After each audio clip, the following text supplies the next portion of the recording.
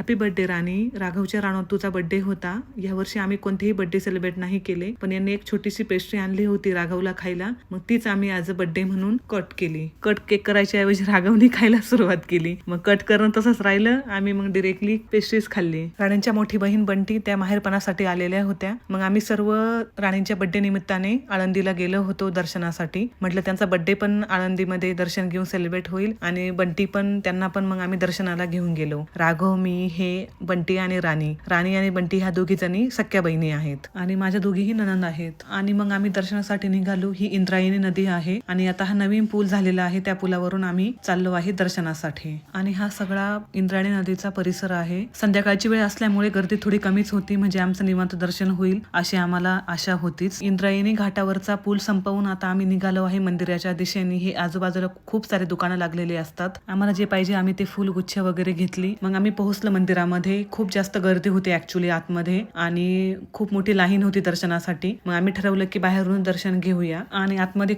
खूप सुंदर कीर्तन चालू होतं महाराजांचं. तेही कीर्तन आम्ही 10-15 मिनिटं ऐकलं. मग आम्ही निघालो पुढे दर्शनासाठी. तिथे खूप जास्त लेडीज आणि भाविक भक्त फुगडी वगैरे खेळत होती, एक आनंद म्हणून. मग आम्ही पण ठरवलं की आम्ही पण खेळू म्हणून आम्ही सगळ्यांनी फुगडी खेळलो. भारी वाटलं फुगडी खेळून. आणि मग राघव बघत होता आमची फुगडी आम्ही खेळतोय. त्याला पण फुगडी खेळायची होती. मग आम्ही दोघींनी त्याला आमच्या हातावर घेऊन फुगडी खेळलो. त्याला भीती तर खूप वाटत होती, पण त्याला बसायची पण खूप इच्छा होती. मजा येत होती त्याला. बघा कसा चिटकून बसलाय मला.